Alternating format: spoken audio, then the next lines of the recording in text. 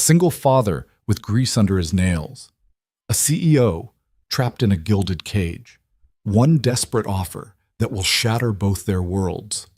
When Olivia Grant walks into Ethan Cole's garage with a briefcase full of cash and an impossible request, neither of them knows that this fake relationship will cost them everything they thought they wanted and give them everything they never knew they needed. This is a story about breaking free, choosing love over legacy, and discovering that the greatest risk is finally being honest about who you are. If you're ready to witness a love that defies every rule, stay with me until the end.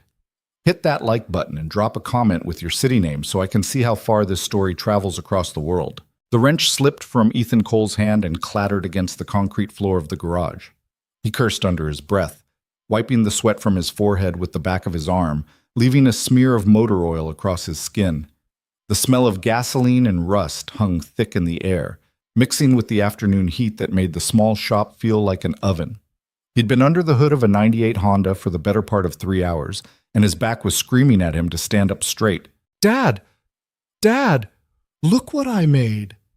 Ethan straightened, his spine cracking in protest, and turned to see his daughter bounding toward him from the small office in the corner of the shop. Maya was 7 years old, all knees and elbows and wild brown curls that refused to stay in the ponytail he'd attempted that morning. She held up a drawing, another one of her crayon masterpieces, this one featuring what appeared to be a dinosaur eating an ice cream cone. "That's amazing, sweetheart," Ethan said, crouching down to her level despite the protest from his knees. He took the paper carefully, studying it with the seriousness it deserved. "Is that a T-Rex?" "It's a velociraptor," Maya corrected him, her tone suggesting he should have known better. "They're smarter, and this one likes strawberry ice cream." "Obviously," Ethan replied, fighting back a smile. "How could I have missed that?" Maya beamed at him, gap-toothed and brilliant, and for a moment everything else fell away. The stack of unpaid bills on his desk, the notice from Maya's school about the field trip he couldn't afford, the fact that Mrs. Chen next door was only watching Maya after school out of the kindness of her heart, and that kindness had limits. None of it mattered when his daughter looked at him like he hung the moon. "Can we get ice cream after you're done?" Maya asked, her eyes wide and hopeful. Ethan's chest tightened. He'd checked his bank account that morning, $17.63 until Friday. "Maybe this weekend, okay? I've got to finish this car first." Maya's face fell, just slightly, before she rallied with the resilience that broke his heart and put it back together in the same breath. "Okay. Can I color in the office?" "Stay where I can see you," Ethan said, ruffling her hair. She scampered back toward the office, already pulling out another piece of paper. Ethan returned to the Honda, but his mind wasn't on the timing belt anymore. It was on the fact that maybe this weekend meant probably not, and that Maya deserved better than a father who couldn't even spring for a $2 ice cream cone without doing mental math first. She deserved better than a drafty apartment above a garage, better than wearing hand-me-downs from Mrs. Chen's granddaughter, better than everything he was barely managing to provide. He'd been 25 when Maya's mother left. Charlotte had lasted exactly 3 months after Maya was born before deciding that motherhood and small-town life weren't for her. She'd left a note on the kitchen counter and disappeared into whatever life she'd convinced herself was waiting for her in California. Ethan had never heard from her again. Some nights, when Maya asked about her mom, he didn't know what hurt more, the fact that Charlotte had left, or the fact that Maya had stopped asking as often. The sound of tires on gravel pulled Ethan from his thoughts. He glanced toward the open bay door and froze. The car rolling into his garage wasn't just expensive, it was obscene. A sleek black Mercedes-Benz S-Class, the kind that cost more than he'd make in 5 years, maybe 10. The paint gleamed like it had been polished that morning. The windows were tinted so dark he couldn't see inside. For a wild second, Ethan wondered if he'd forgotten about an appointment, but he knew every car on his schedule, and this sure as hell wasn't one of them. The engine purred to a stop, the driver's side door opened, and then she stepped out. Ethan had seen beautiful women before. He'd even dated a few, back before Maya, back when his life had room for things like dates and possibilities. But this woman didn't just walk into his garage. She commanded it. She was tall, maybe 5'8", wearing a charcoal gray pantsuit that probably cost more than his rent. Her dark hair was pulled back in a sleek ponytail, and her heels clicked against the concrete with the kind of precision that suggested she didn't take a single step without intention. Everything about her screamed money and control, from the designer bag slung over her shoulder to the way she surveyed the garage like she was evaluating a potential acquisition. Her eyes landed on Ethan. They were sharp, assessing, the kind of eyes that missed nothing. For a moment, neither of them spoke. "Are you Ethan Cole?" she asked. Her voice was smooth, composed, with just enough edge to suggest she wasn't used to waiting for answers. "That's me," Ethan said, wiping his hands on a rag that had seen cleaner days. "What can I do for you?" She took a few steps closer, her heels echoing in the quiet garage. Up close, Ethan could see the fine lines at the corners of her eyes, the tightness in her jaw that suggested she carried more stress than her polished exterior let on. She couldn't have been much older than him, 30, maybe 32. "My name is Olivia Grant," she said, extending a hand. Her handshake was firm, businesslike. "I have a proposition for you." Ethan blinked. "A proposition?" "Yes." She glanced around the garage, taking in the oil-stained floors, the battered toolboxes, the ancient coffee maker on the desk that had been making the same burnt sludge since Ethan's father ran this place. Her expression didn't change, but Ethan could feel her judgment like a weight. "Is there somewhere private we can talk?" "This is about as private as it gets," Ethan said, crossing his arms. "What's this about? If it's about your car, I can take a look, but I don't usually work on cars like that. You'd be better off at a dealership." "It's not about my car." Olivia's gaze flicked toward the office, where Maya was humming to herself, completely absorbed in her coloring. "Actually, it's about you." Ethan's instincts prickled. He'd seen enough crime procedurals to know that when a stranger in an expensive car showed up talking about propositions, it rarely ended well. "Look, lady, I don't know what you're selling, but I'm not interested." "I'm not selling anything," Olivia said. Her tone sharpened, just slightly, like she was used to people listening the first time she spoke. "I'm offering you $50,000. Ethan's brain stuttered. "What? $50,000? Olivia repeated, slower this time, like she thought he might not have heard her. "In exchange for a weekend of your time." The garage suddenly felt too small, the air too thick. Ethan's heart was pounding, though he couldn't say why. $50,000. That was enough to pay off every bill sitting on his desk, enough to fix the leak in the apartment roof, enough to take Maya on a real vacation, the kind where they didn't have to worry about the cost of gas or whether the motel had a free breakfast. It was also too good to be true. "What's the catch?" Ethan asked, his voice flat. Olivia's lips curved into something that might have been a smile if it had reached her eyes. "The catch is that you have to pretend to be my boyfriend for 2 days. Ethan stared at her. "You're joking." "I don't joke about business," Olivia said.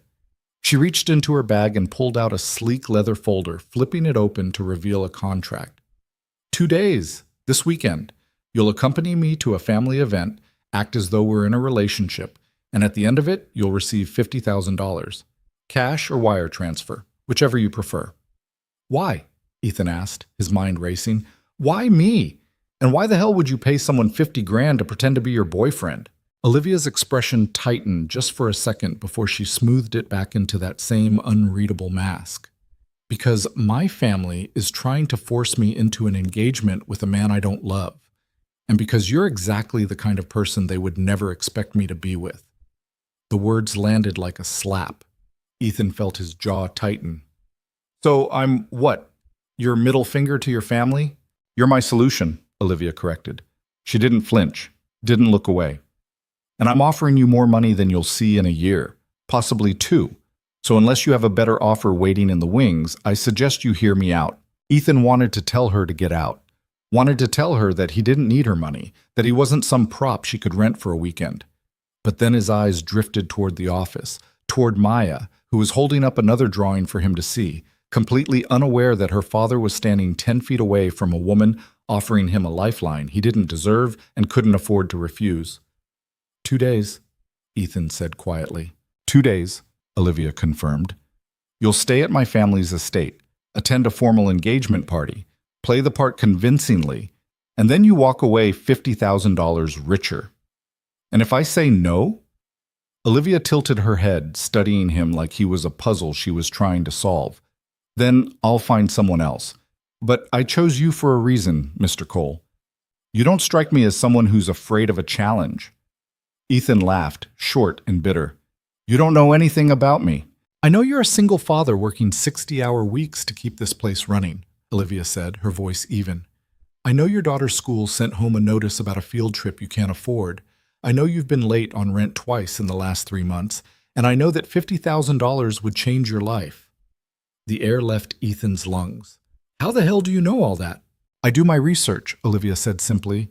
I don't make offers without understanding who I'm dealing with. It should have made Ethan angrier, should have sent him into a rage that the stranger had dug into his life, cataloged his failures, turned his struggles into leverage. But all he felt was tired of scraping by, tired of telling Maya, maybe next time, tired of feeling like he was failing her every single day. Dad, Maya called from the office. Can I show Miss Pretty Lady my dinosaur? Olivia's gaze shifted to Maya, and for the briefest moment, something in her expression softened. She's beautiful. She's everything, Ethan said, his voice rough. Olivia looked back at him, and this time there was something almost human in her eyes. Then do this for her. Ethan closed his eyes. $50,000. 2 days. He thought about the bills, the roof, the field trip, the fact that Maya's birthday was in 2 months and he hadn't even started saving for a present. He thought about what it would mean to say yes to this ridiculous, impossible offer, and then he thought about what it would mean to say no. When do we leave? Ethan asked. Olivia's shoulders relaxed just slightly. Tomorrow morning, 6 a.m. I'll send a car to pick you up. I need to arrange for someone to watch my daughter. Already handled, Olivia said, pulling a business card from her bag and handing it to him.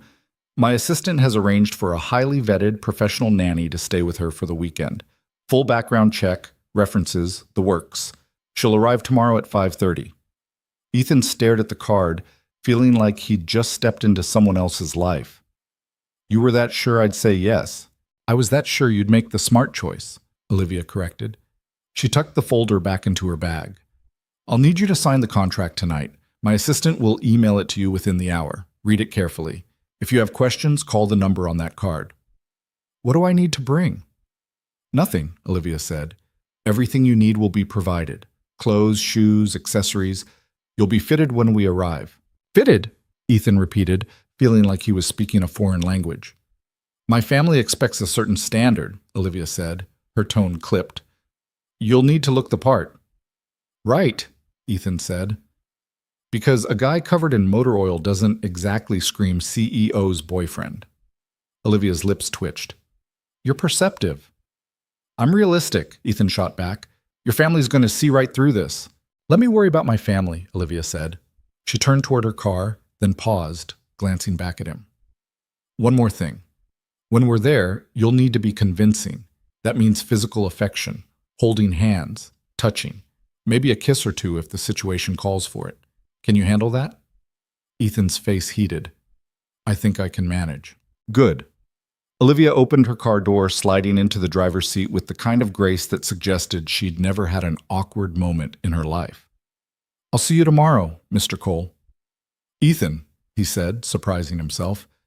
If we're supposed to be dating, you should probably call me Ethan. Olivia's eyes met his through the open window, and for the first time he saw something that might have been amusement. Ethan, then. I'll see you tomorrow. The Mercedes purred to life and glided out of the garage, disappearing down the street like it had never been there at all. Ethan stood in the middle of the garage, staring at the spot where it had been, trying to convince himself that the last 10 minutes had actually happened. Dad! Maya appeared at his elbow, tugging on his sleeve. Who was that lady? She was really pretty, like a princess. Ethan crouched down, pulling Maya into a hug that she tolerated for exactly 3 seconds before squirming free. She's just someone who needed help with something. Are you going to help her? Ethan looked at his daughter, her bright eyes, her hopeful smile, her complete and utter faith that he could fix anything, and he made a choice that terrified him. Yeah, kiddo, he said quietly. I'm going to help her. What's that? That night, after Maya was asleep, Ethan sat at the kitchen table and read the contract Olivia's assistant had sent. It was written in the kind of dense legal language that made his head hurt, but the terms were clear enough. 2 days. Full discretion. $50,000 upon completion. There was a clause about confidentiality, another about professional conduct, and a third that basically said if he screwed this up, he'd owe her everything and then some. Ethan signed it anyway. He told himself it was for Maya, told himself that 2 days of playing pretend was worth the financial security it would bring, told himself that people did stranger things for money all the time. But as he lay in bed that night, staring at the ceiling, he couldn't shake the feeling that he'd just agreed to something far more complicated than a simple business transaction. Olivia Grant wasn't just hiring him to play a role. She was pulling him into a world he didn't understand, surrounded by people who would see him as exactly what he was, an outsider who didn't belong. And yet, when he closed his eyes, all he could see was the look on Olivia's face when she'd mentioned her family, the tightness around her mouth, the way her hands had clenched just slightly when she talked about the engagement. She wasn't just offering him money, she was buying her freedom, or at least she was trying to. Ethan had no idea if it would work, but he knew one thing for certain: this weekend was going to change everything. The car arrived at exactly 5:45 a.m.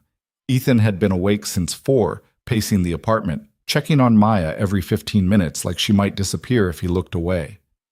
The nanny Olivia had arranged, a woman named Clara with kind eyes and a resume that included stints with senators and ambassadors, had arrived right on schedule, armed with activities and snacks, and the kind of calm competence that made Ethan feel like maybe, just maybe, this wasn't a complete disaster. "She'll be fine," Clara said, sensing his hesitation. "I've done this 100 times. She won't even miss you."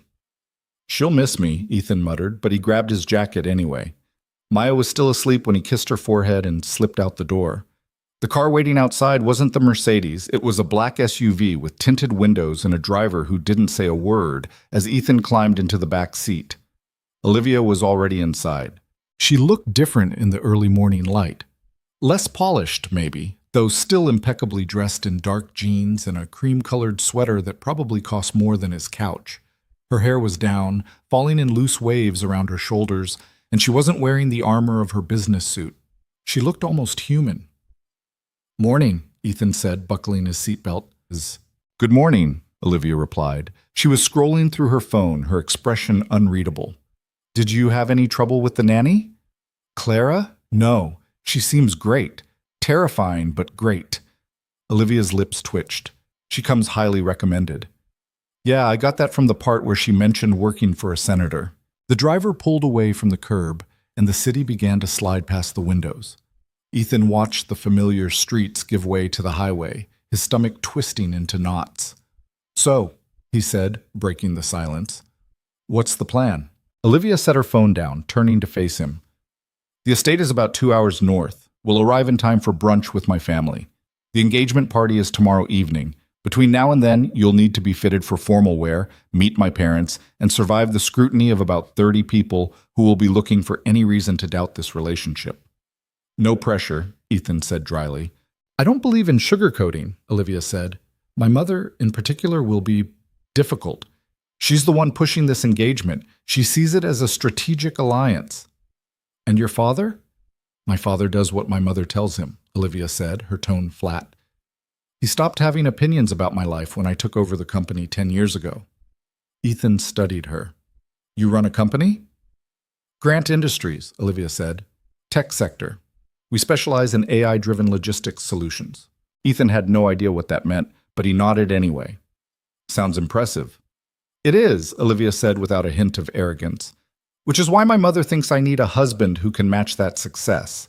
Enter Richard Calloway, heir to Calloway Enterprises, Stanford graduate, and the most boring man I've ever met. And you're supposed to marry him." "I'm supposed to merge our companies," Olivia corrected. "The marriage is just the paperwork." Ethan frowned. "That's bleak." "That's business," Olivia said. She looked out the window, her expression distant. "My mother built Grant Industries from nothing. She's convinced that the only way to secure its future is through alliances. Marrying Richard isn't about love, it's about market share." "And you're okay with that?" Olivia's jaw tightened. "I wasn't given a choice." The weight of those words settled between them. Ethan thought about his own life, the choices he'd made, the ones that had been made for him. He thought about Charlotte leaving, about becoming a father at 25, about every decision that had led him to this moment, sitting in the back of an SUV with a woman who had everything except the one thing that mattered. "So what's the end game?" Ethan asked. "I show up, we pretend to be in love, and then what? Your family just backs off?" I don't know," Olivia admitted, and for the first time she sounded uncertain. "But I know I can't marry Richard, and I know this is my only chance to prove that I'm serious about refusing. By bringing home a mechanic. By bringing home someone real," Olivia said, meeting his eyes. "Someone who doesn't care about my company or my money or what I can do for their portfolio. Someone who just sees me." Ethan's chest tightened. "You know I'm doing this for the money, right?" "I know," Olivia said quietly, "but that doesn't mean you can't also be honest." The rest of the drive passed in silence. Ethan watched the landscape change from city to suburbs to sprawling countryside, the houses getting bigger and farther apart until they were surrounded by estates that looked like something out of a movie. When the car finally turned through a set of iron gates and onto a long driveway, Ethan's stomach dropped. The house, if you could even call it that, was massive. 3 stories of stone and glass, surrounded by manicured gardens and fountains that probably cost more to maintain than Ethan made in a year. The driveway curved around a circular courtyard where a valet was already waiting. "Holy shit," Ethan breathed. "Welcome to the Grant estate," Olivia said. There was no warmth in her voice. "Try not to look too impressed. They'll eat you alive." The car stopped, and the driver opened the door.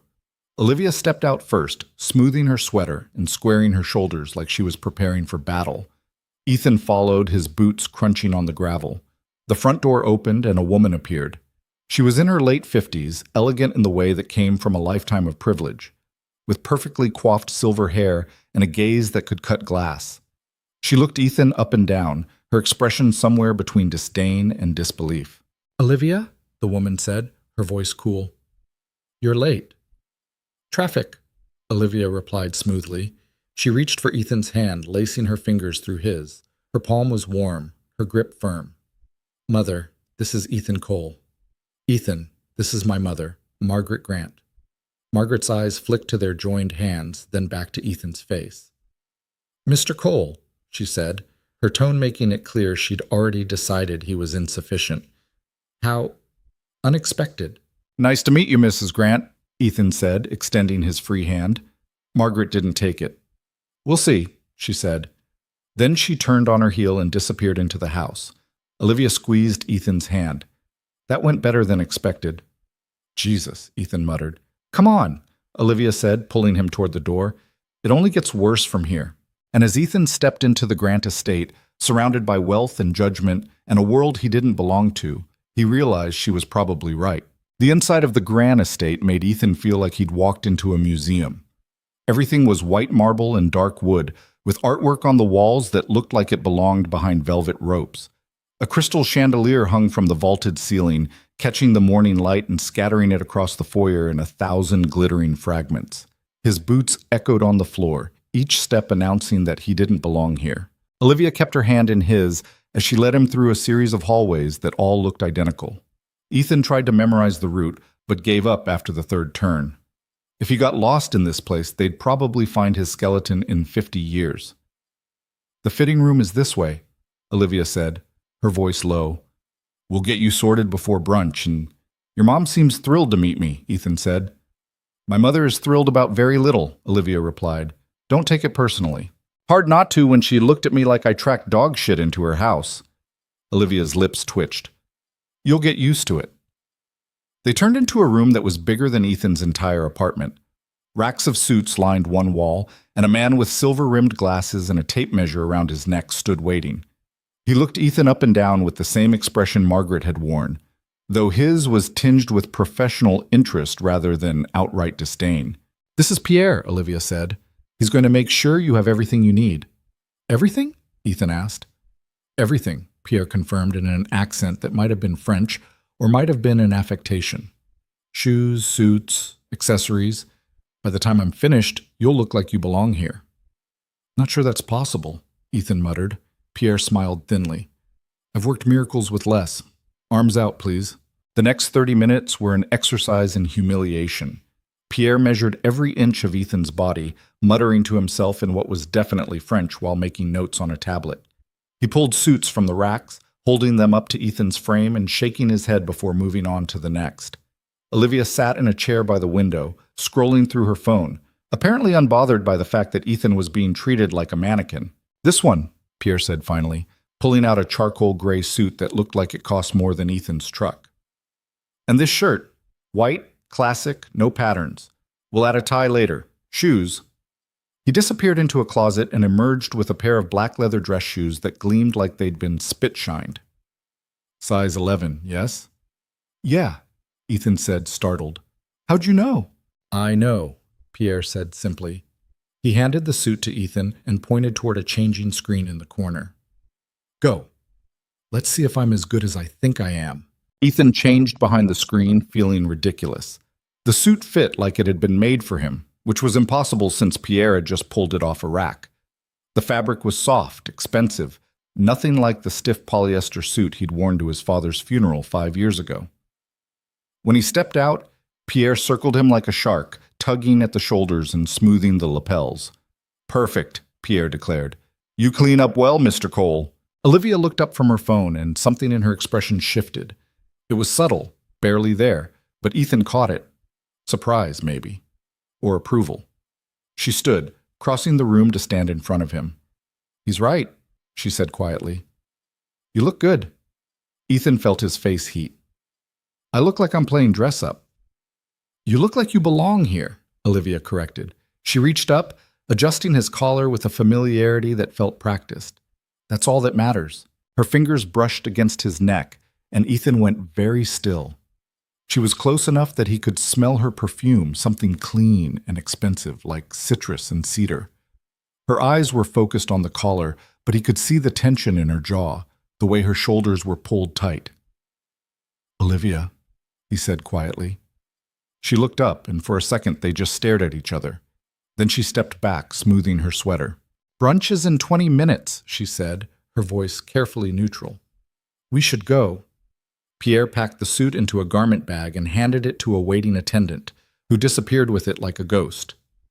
Ethan changed back into his jeans and flannel, feeling the weight of the estate pressing down on him again. By the time they left the fitting room, he was ready to bolt. The dining room was somehow even more intimidating than the rest of the house. A table that could seat 20 people stretched down the center of the room, set with china and crystal that probably cost more per plate than Ethan's monthly rent. Floor-to-ceiling windows overlooked the gardens, where fountains sparkled in the sunlight. And seated at the head of the table was Margaret Grant, flanked by a man who could only be Olivia's father. Richard Calloway sat across from them. Ethan recognized him immediately, though not from any personal connection. Richard was the kind of guy who looked like he'd been born wearing a suit.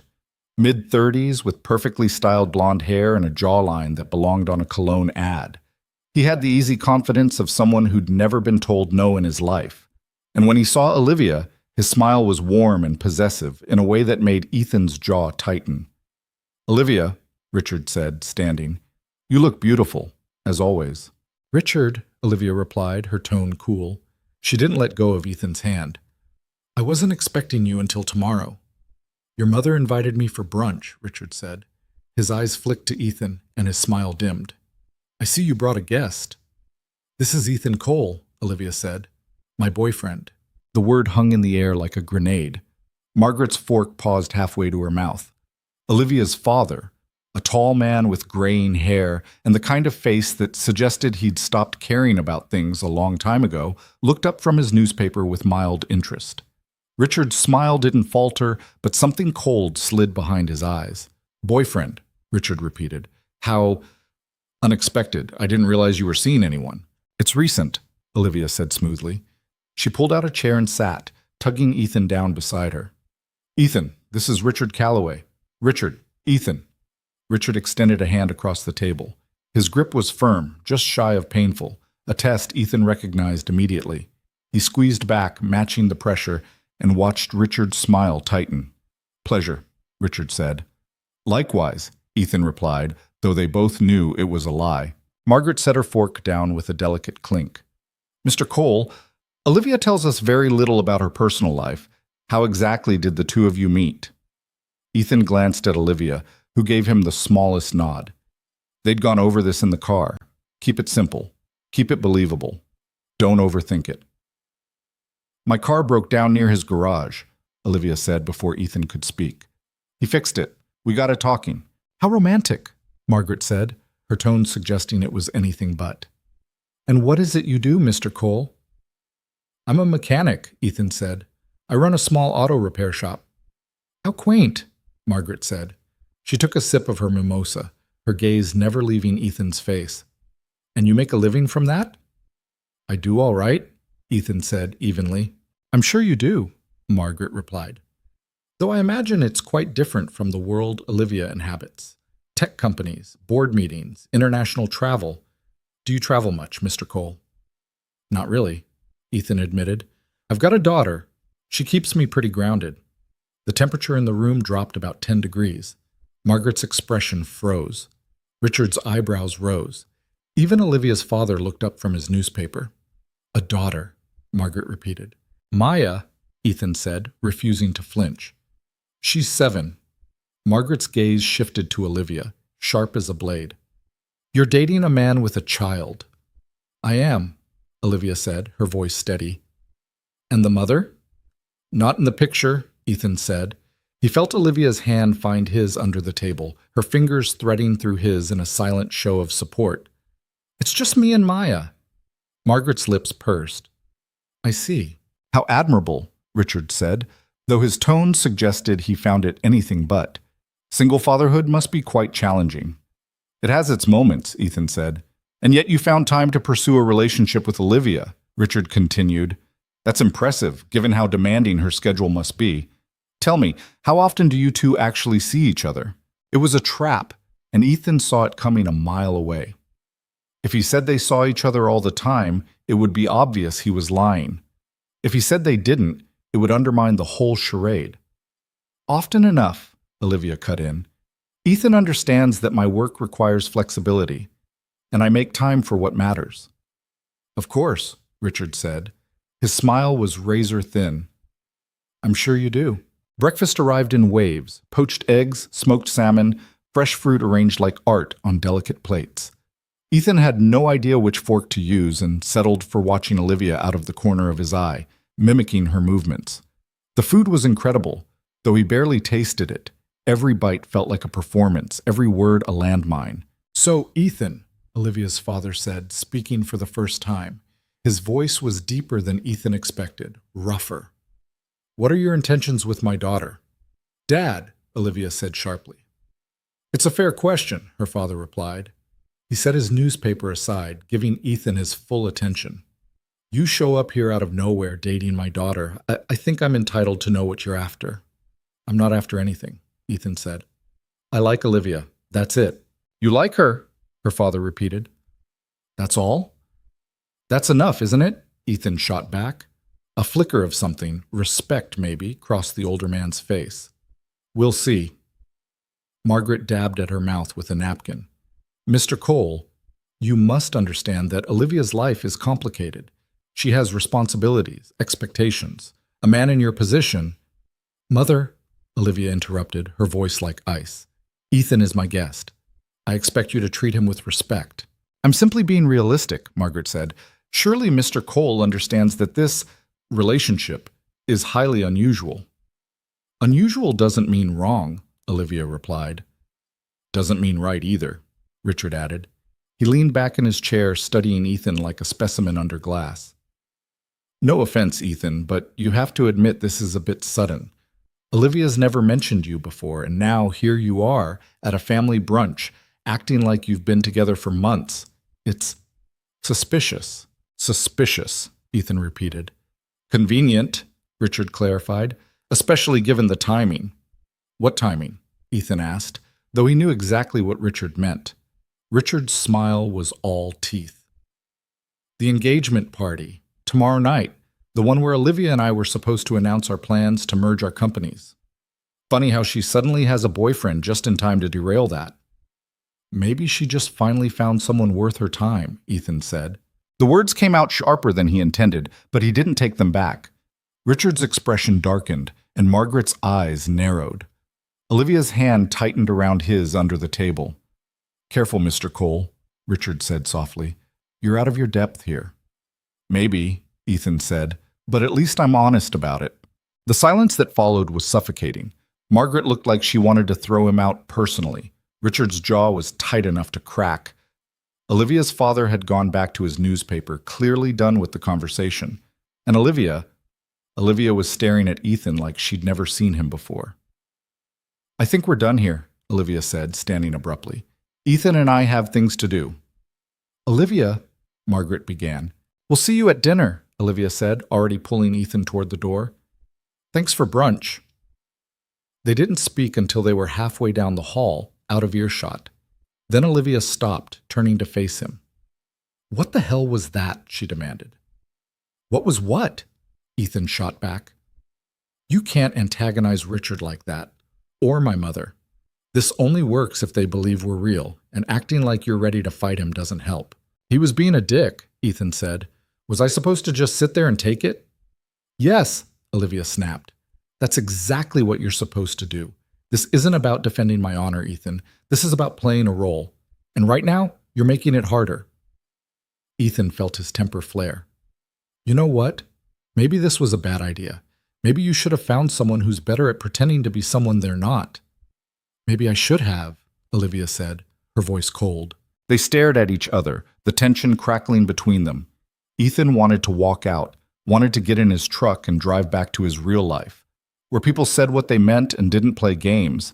But then he thought about Maya, about the $50,000, about the fact that he'd already signed a contract. "Look," he said, forcing himself to calm down. "I get that this is complicated, but you can't expect me to just sit there while your family treats me like garbage. I'm doing this for you, but I'm not going to be a punching bag."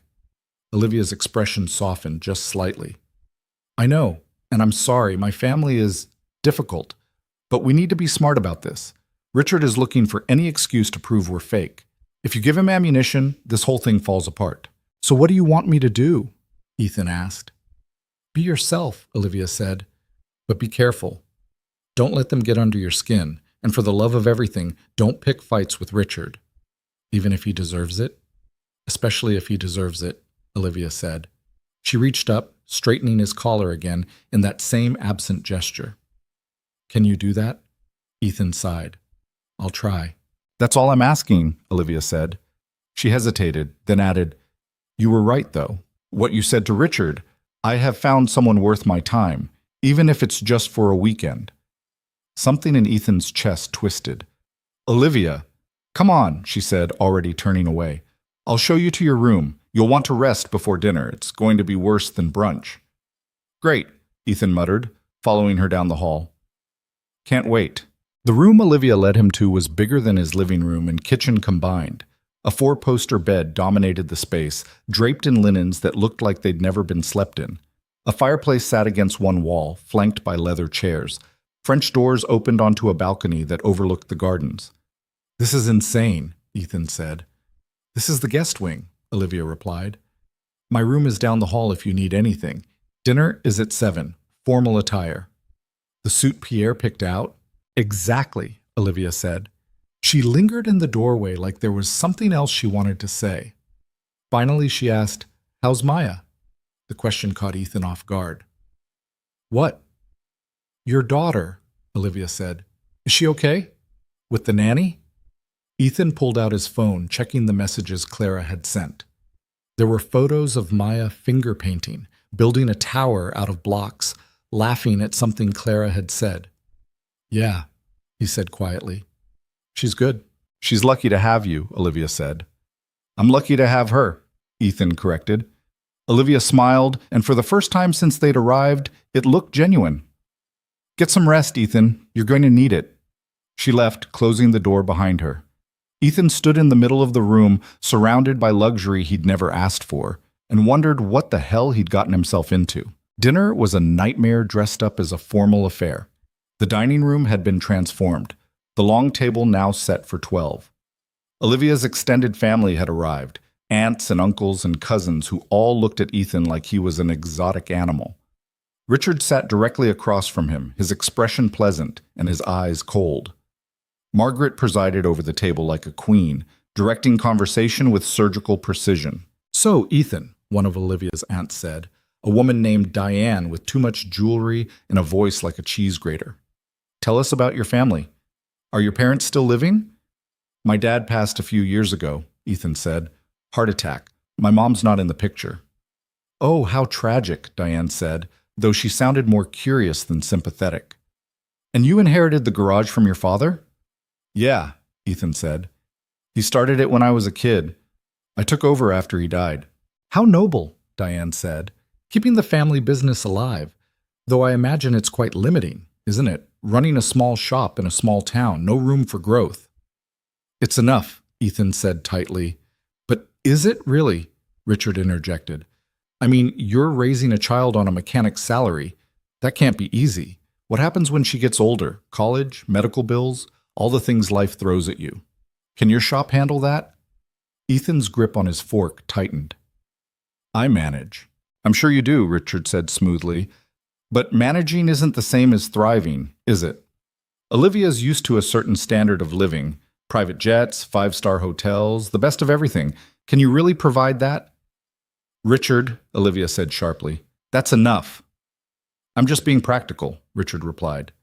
"Ethan seems like a nice guy, but let's be honest, this relationship doesn't make sense. You two come from completely different worlds. What happens when the novelty wears off?" "Maybe it won't," Ethan said. Richard laughed. "Come on, you're a single father with grease under your nails, and she's a CEO worth hundreds of millions. You really think this is going to last?" "Maybe it will if people stop trying to sabotage it," Ethan shot back. "Sabotage." Richard's eyebrows rose. "I'm not sabotaging anything. I'm pointing out reality. Olivia needs someone who can match her ambition, her intelligence, her drive, someone who understands the world she lives in. No offense, Ethan, but that's not you." "You don't know the first thing about me," Ethan said, his voice low. "I know enough," Richard replied. "I know you're here because Olivia's trying to make a point, and I know that when this little experiment fails, she'll come back to reality, to me." Ethan stood, his chair scraping against the floor. "You know what, Richard? You're right. I don't belong here. I don't understand your world, and I don't care to. But at least I don't treat people like business deals." "Ethan," Olivia said, standing as well. "Don't." "Why not?" Ethan demanded. "He's been taking shots at me all night, at you, acting like you don't have a choice in any of this." "I don't need you to defend me," Olivia said, her voice tight. "Yeah, well, maybe you should start defending yourself," Ethan shot back. The room went silent. Margaret's expression was pure frost. Richard looked smug. Olivia's face was pale, her hands clenched at her sides. "I think we're done here," Olivia said quietly. She looked at her mother. "Ethan and I are leaving." "Olivia," Margaret began. "We're done," Olivia repeated. She grabbed Ethan's hand and pulled him toward the door, ignoring the murmurs that followed them out. They didn't stop until they were outside, standing in the courtyard under a sky full of stars. Olivia let go of his hand and turned on him, her eyes blazing. "What the hell were you thinking?" she demanded. "I was thinking that Richard's an asshole and someone needed to say it," Ethan replied. "That's not your job," Olivia snapped. "You're here to play a role, not start a war." "I'm here because you're too scared to fight your own battles," Ethan said, and regretted it the second the words left his mouth. Olivia went very still. "What did you say?"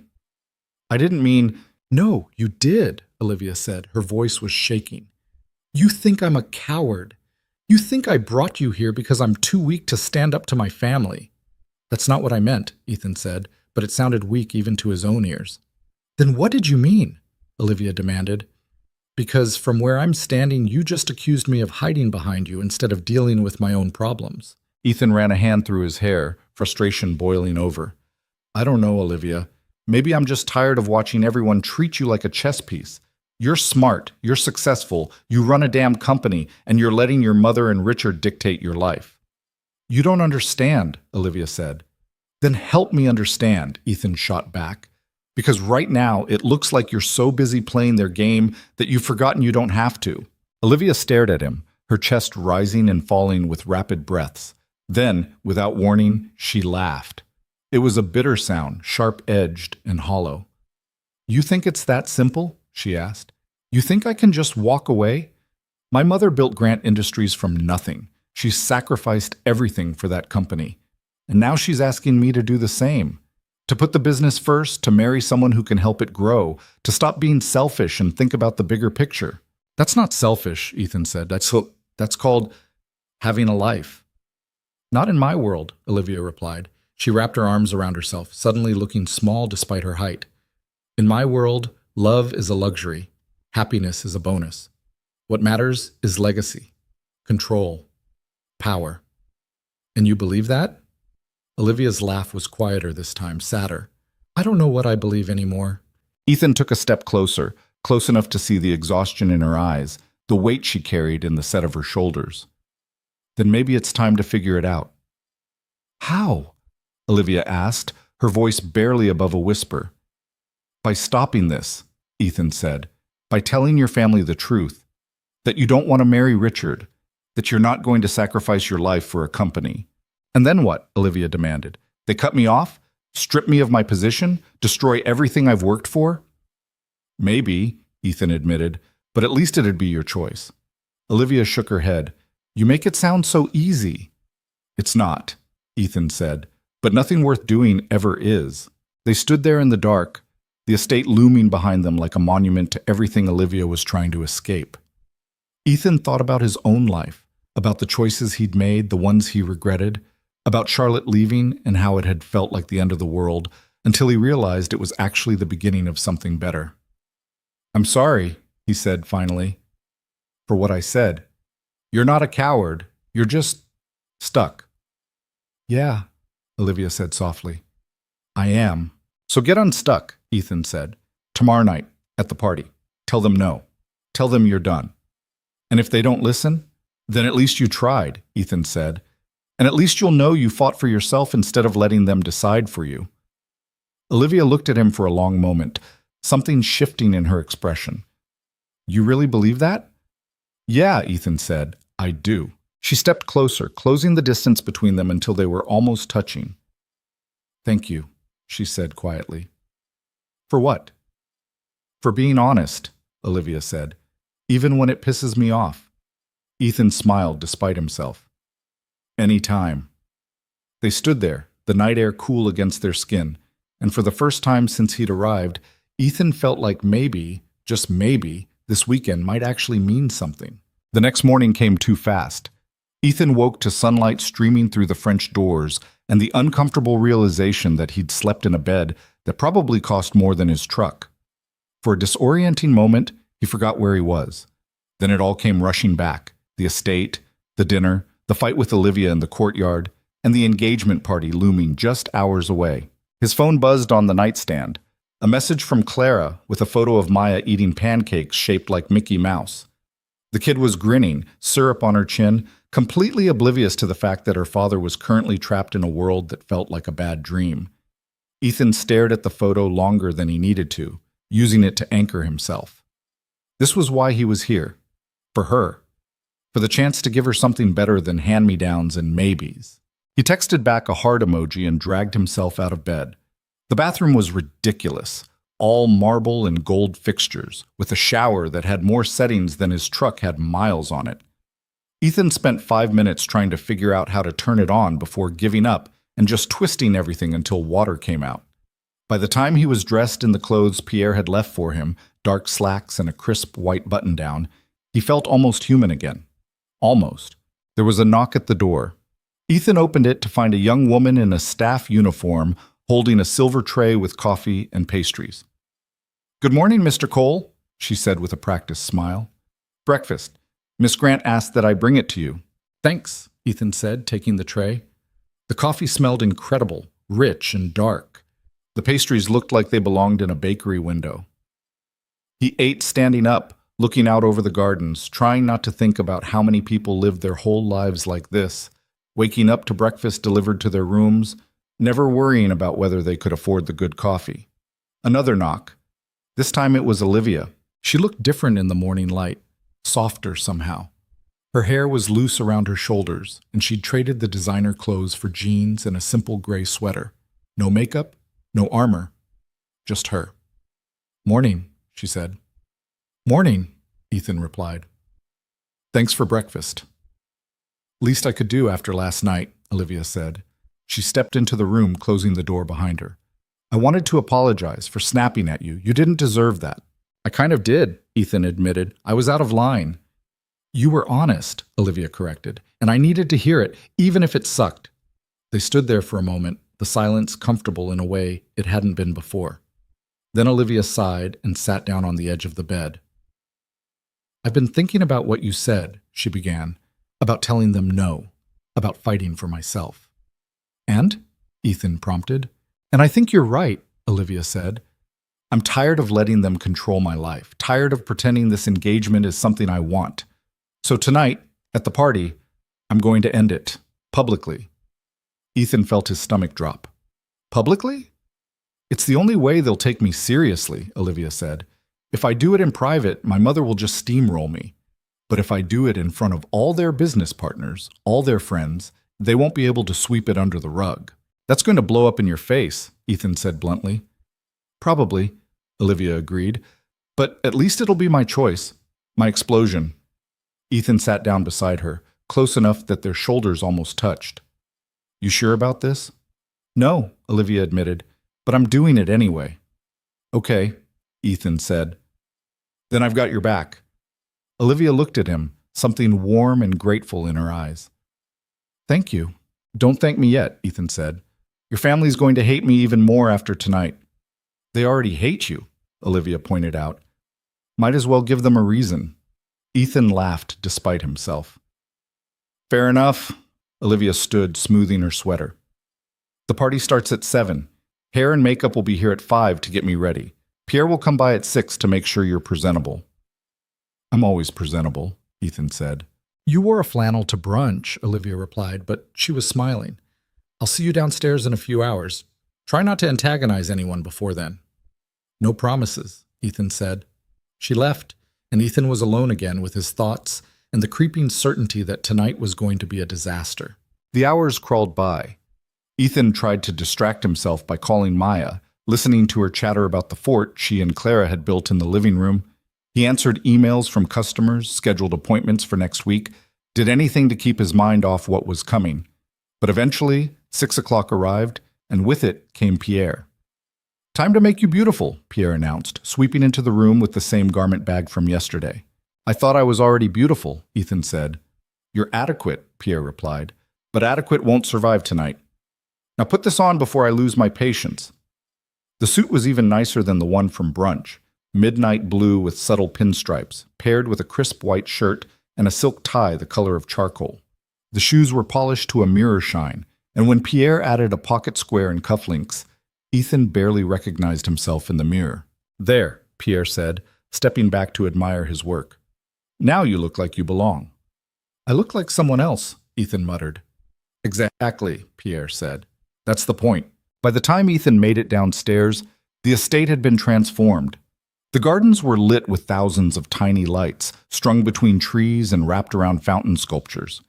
A massive white tent had been erected on the lawn, its interior glowing like a lantern. Waiters in crisp uniforms moved through the space with trays of champagne and hors d'oeuvres that probably cost more per bite than Ethan's lunch budget for a week. And the people. There had to be 200 of them, maybe more. Men in tuxedos and women in gowns that sparkled under the lights, all of them radiating wealth and confidence. Ethan felt his stomach twist. This wasn't just a party. This was a battlefield, and he was about to walk into the middle of it. "Ethan."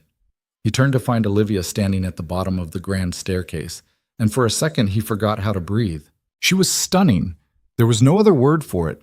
Her dress was emerald green, fitted at the bodice and flowing to the floor in soft waves.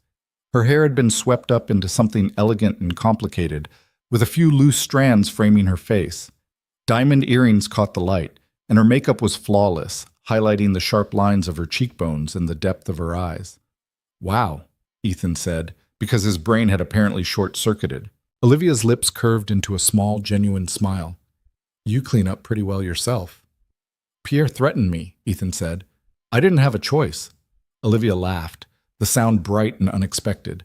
Then she descended the last few steps and took his arm, her touch light but steady. "Ready?" she asked. "Not even a little bit," Ethan admitted. "Good," Olivia said. "Neither am I." They walked out to the tent together, and the moment they appeared, heads turned. Ethan could feel the weight of every gaze, hear the whispers that followed them, like a wave. Olivia held her head high, her grip on his arm firm, and Ethan matched her stride, refusing to let the scrutiny get to him. Margaret was waiting near the center of the tent, holding court with a cluster of older women in designer gowns. When she saw Olivia, her expression hardened, but she excused herself and glided over, every inch the matriarch. "Olivia," Margaret said, her tone clipped, "you look lovely, though I wish you'd consulted me on your choice of dress. Green is so bold for an occasion like this." "I like bold," Olivia replied evenly. Margaret's gaze shifted to Ethan, and her smile was pure ice. "Mr. Cole, I see Pierre managed to make you presentable." "He did his best," Ethan said. "Indeed," Margaret said. She leaned closer, lowering her voice so only they could hear. "I don't know what game you think you're playing, but it ends tonight. Richard is announcing the engagement at 9. This little charade of yours won't change that." "We'll see," Olivia said, her voice steady. Margaret's eyes narrowed. "Don't test me, Olivia. You may run a company, but I built it, and I won't let you destroy everything I've worked for because of some misguided rebellion." "It's not a rebellion," Olivia said. "It's my life." "Your life is Grant Industries," Margaret snapped. "The sooner you remember that, the better." She turned and walked away, leaving Olivia and Ethan standing in the middle of the crowd. Olivia's jaw was tight, her shoulders rigid. "You okay?" Ethan asked quietly. "Fine," Olivia said, though her voice was strained. "Let's get a drink." They made their way to the bar, weaving through clusters of guests who watched them with thinly veiled curiosity. Ethan grabbed 2 glasses of champagne and handed one to Olivia, who downed half of it in one go. "Easy," Ethan said. "I need it," Olivia replied. She took another sip, then set the glass down. "Okay, let's do this." "Do what?" Ethan asked, but Olivia was already moving, pulling him toward a group of older men in expensive suits. "Gentlemen," Olivia said smoothly, "I'd like to introduce you to Ethan Cole.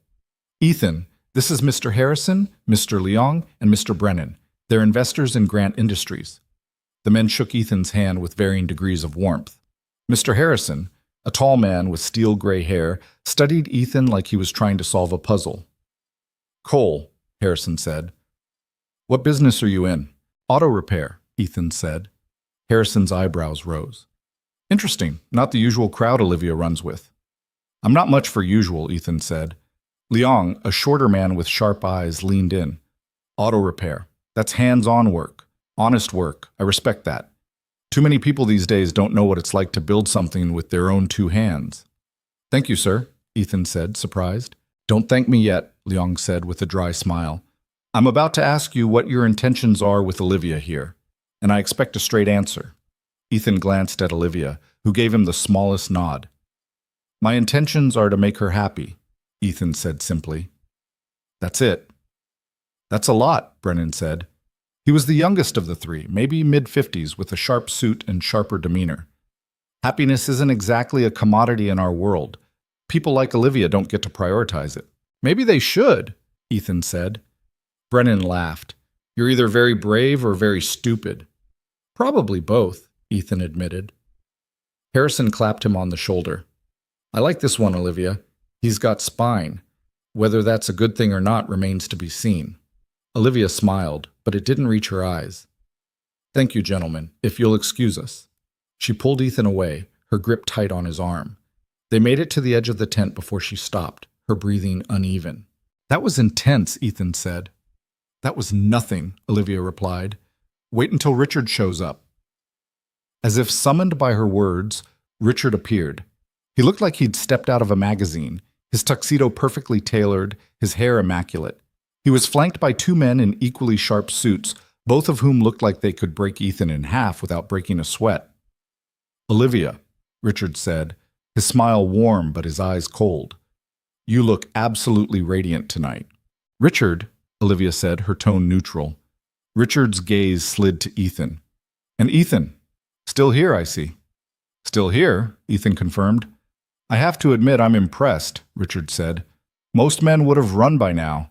My future mother-in-law can be intense. She's not your future mother-in-law, didn't waver. Not yet, but give it time. There's not going to be any time, Olivia said, because I'm not marrying you, Richard. The words hung in the air like a bomb. Richard's smile faded, replaced by something colder, harder. Olivia, he said slowly, I don't think you understand what you're saying. I understand perfectly, Olivia replied. I'm saying no. To the engagement, to the merger, to all of it. Richard's jaw tightened. This isn't the time or place for this conversation. Actually, it's the perfect time, Olivia said. She looked around, her voice carrying just loud enough for the people nearby to hear. Because I want everyone to know. I'm not doing this. I'm not marrying you to save a business deal. The tent had gone quiet. Ethan could feel the weight of 100 eyes turning toward them. Richard's face had gone pale, then red. You're making a mistake, Richard said, his voice low and dangerous. The mistake was letting it get this far, Olivia shot back. Richard took a step closer, and Ethan moved instinctively, putting himself between them. Step back, Ethan said quietly. Or what? Richard demanded. You'll fight me? In front of all these people? If I have to, Ethan said. Richard laughed, sharp and bitter. You really think you can protect her? You're a mechanic, Ethan, a nobody. You have no idea what you're up against. Maybe not, Ethan said, but at least I'm not trying to buy someone's life. Richard's hand shot out, grabbing Ethan by the collar. You arrogant! Richard, stop! Margaret's voice cut through the chaos like a whip. She appeared beside them, her face a mask of fury barely contained. Let him go, Margaret said, her voice trembling with rage. Now! Richard released Ethan, stepping back.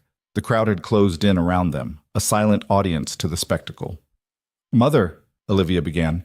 Don't, Margaret said, holding up a hand. Don't say another word.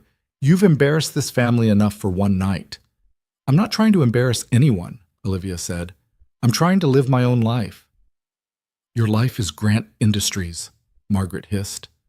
Everything I've done, everything I've sacrificed, it was for you. And this is how you repay me? By throwing it all away for some mechanic? This has nothing to do with Ethan, Olivia said, her voice rising. This is about you trying to control me, to turn me into a pawn in your business games. I'm done, Mother. I'm done pretending. Then you're done with Grant Industries, Margaret said coldly. Effective immediately, I'm calling an emergency board meeting. You'll be removed as CEO. The words hit like a slap. Olivia went pale, her hands clenching at her sides. You can't do that, she said. Watch me, Margaret replied. She turned to Richard. I apologize for my daughter's behavior. The engagement stands. We'll announce it as planned. Like hell you will, Ethan said. Margaret's gaze snapped to him. Excuse me? You heard me, Ethan said. He was shaking, adrenaline flooding his system, but he didn't back down.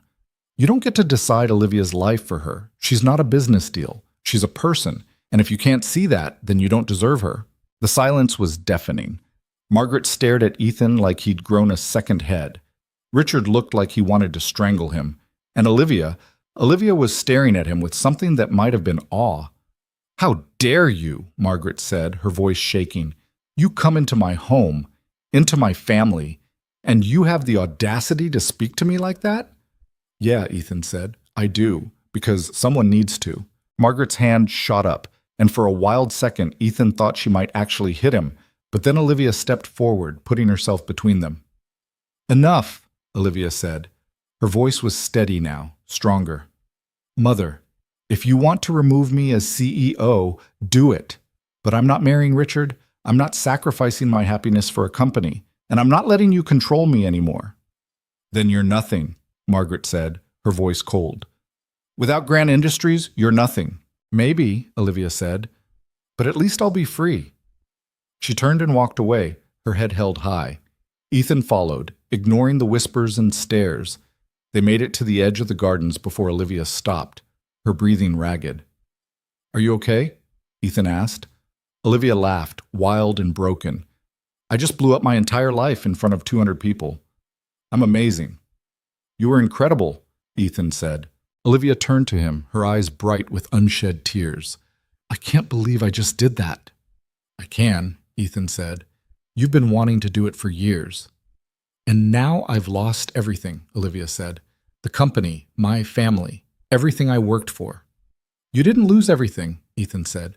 "You found yourself." Olivia stared at him, and then, without warning, she kissed him. It wasn't planned, wasn't part of the act. It was raw and desperate and real. Ethan froze for half a second before kissing her back, his hands finding her waist as hers tangled in his hair. It was nothing like the careful, controlled touches they'd shared before.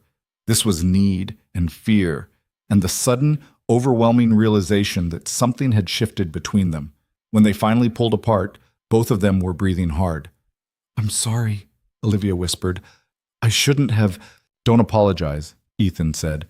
His voice was rough. "Not for that." They stood there in the dark, the party still raging behind them, and Ethan realized with sudden, stark clarity that this wasn't pretend anymore.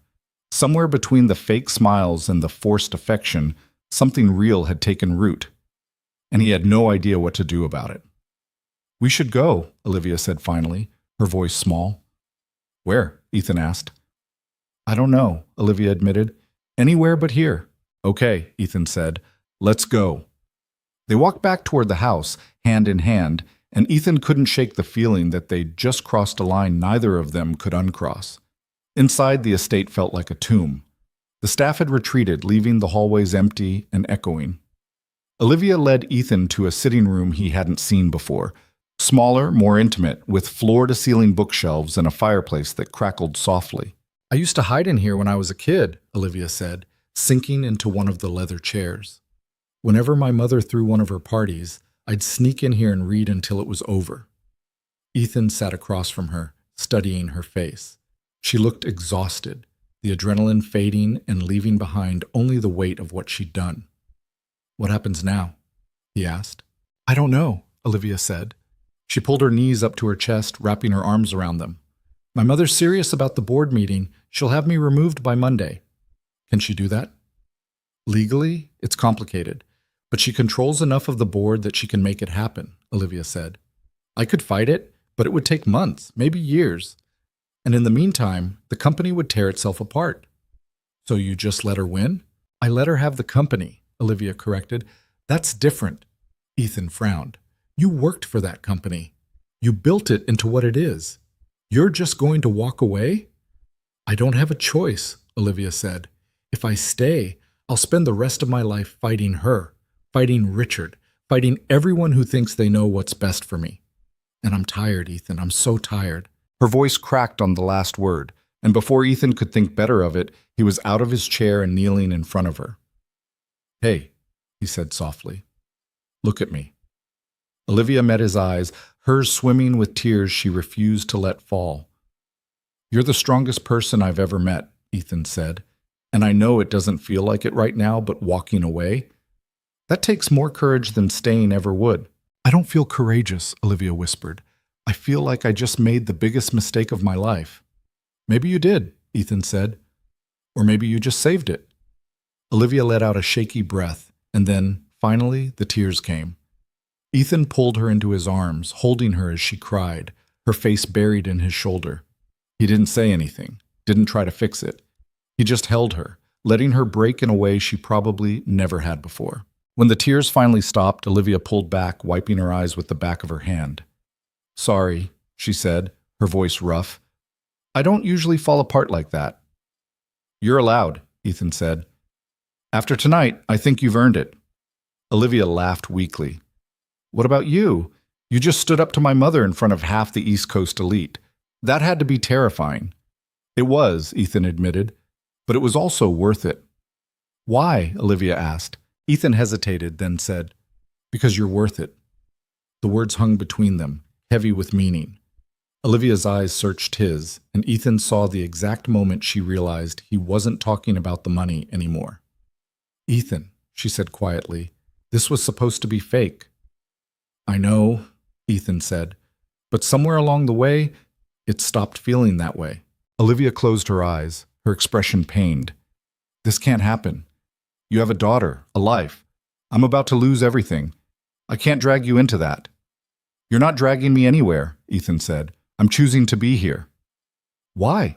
Olivia demanded, her voice breaking again. Why would you do that? Because I like you, Ethan said simply. Not CEO Olivia or Grant Industries Olivia. Just you. The person who hid in libraries during parties. The person who's brave enough to walk away from everything to be free. Olivia stared at him, and for a long moment neither of them moved. Then she leaned forward and kissed him again, softer this time, but no less intense. When they pulled apart, she rested her forehead against his. This is a terrible idea, she whispered. Probably, Ethan agreed. I don't even know what I'm doing anymore. Me neither, Ethan said, but we can figure it out. Olivia pulled back, studying his face. You really mean that? Yeah, Ethan said. I do. She took a shaky breath, then nodded. Okay, let's figure it out. They sat there in the firelight, the world outside forgotten. And for the first time all weekend, Ethan felt like maybe they'd actually made the right choice. They stayed in the library until the sounds of the party faded into silence, until the last car pulled away and the estate settled into the kind of quiet that felt almost oppressive. Ethan eventually convinced Olivia to get some sleep, though she protested weakly, saying she wouldn't be able to.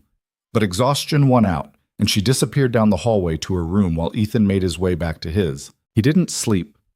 Instead, he lay on top of the covers, still in his dress shirt and pants, staring at the ceiling and trying to make sense of everything that had happened. The kiss, the confession, the terrifying realization that he'd somehow gotten tangled up in something far more complicated than a simple business transaction. His phone buzzed.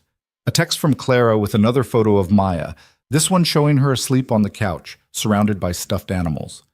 Ethan's chest ached looking at it. What was he doing here? He'd come for the money, for Maya's future. And now he was kissing a woman whose life was imploding, making promises he wasn't sure he could keep. But when he closed his eyes, all he could see was Olivia's face in the firelight, the vulnerability she'd shown him, the way she'd looked at him like he was something more than just the hired help. Like he mattered. He was in trouble. Deep, complicated, no-way-out trouble. Morning came with a knock on the door. Ethan dragged himself out of bed, his body protesting every movement, and opened it to find one of the staff members standing there with a grim expression. Mr. Cole, Ms. Grant requests your presence in the East Study immediately.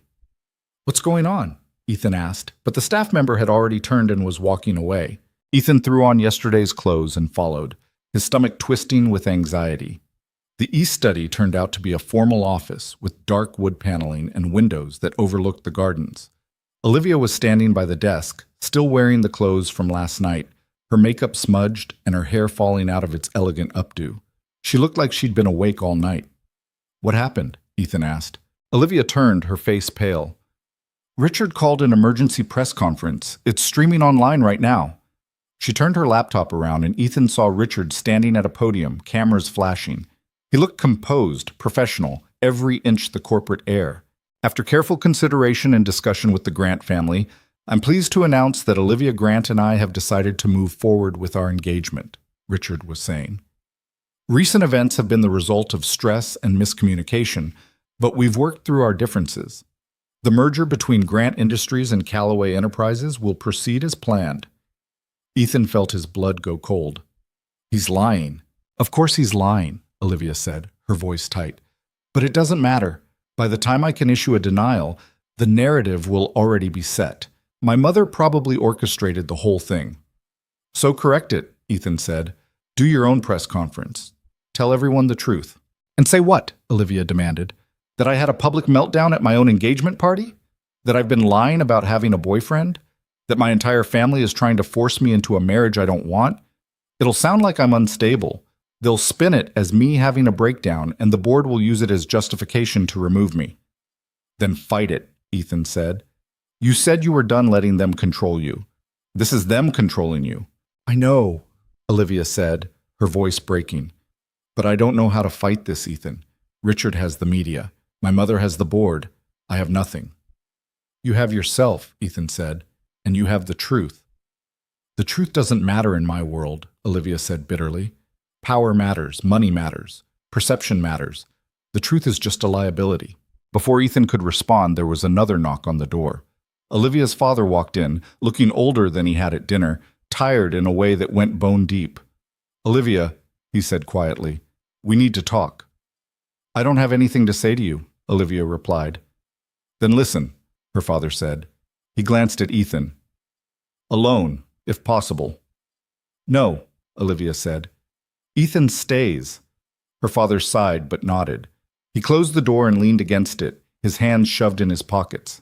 Your mother's calling the board meeting for tomorrow morning, he said. She has the votes to remove you. I wanted you to hear it from me. And you're just going to let her do it, Olivia said flatly. I don't have a choice, her father replied. You know how she is. Once she's made up her mind. You always have a choice, Olivia interrupted. You just choose her every single time. Her father flinched. It's not that simple. It's exactly that simple, Olivia said. You built that company together. You have just as much right to a say as she does. But you've spent 20 years letting her make every decision while you hide behind your newspaper. That's not fair, her father said, but his voice lacked conviction.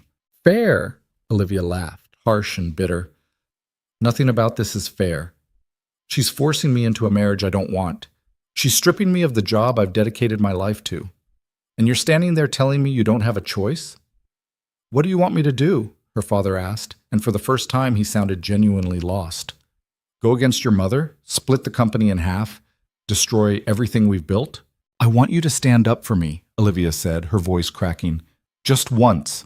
I want you to tell her that I'm your daughter and my happiness matters more than a business deal. The silence that followed was heavy. Her father looked at her, something painful in his eyes, and for a moment Ethan thought he might actually say yes, might actually choose his daughter over his wife's ambitions, but then he shook his head. I can't, he said quietly. I'm sorry, Olivia, but I can't. Olivia's face went blank, all emotion draining out of it. Then we have nothing more to talk about.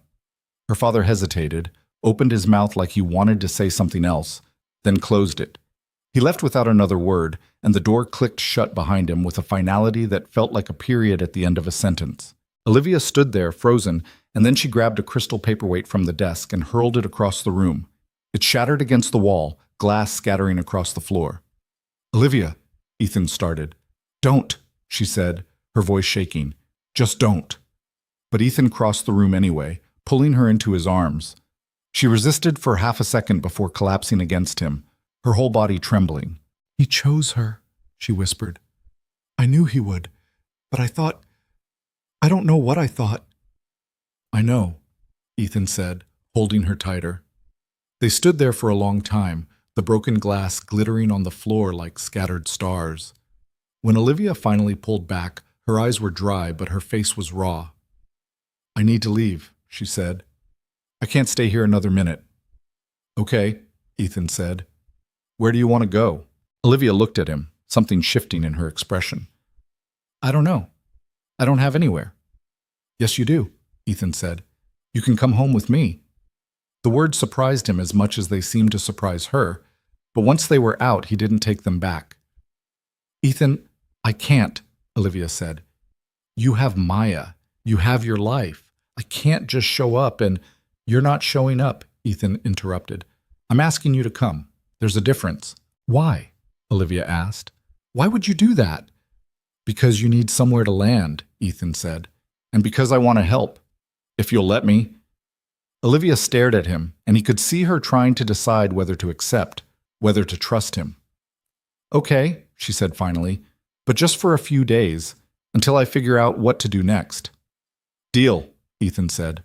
They packed quickly, Olivia shoving clothes into a suitcase with shaking hands while Ethan gathered the few things he'd brought.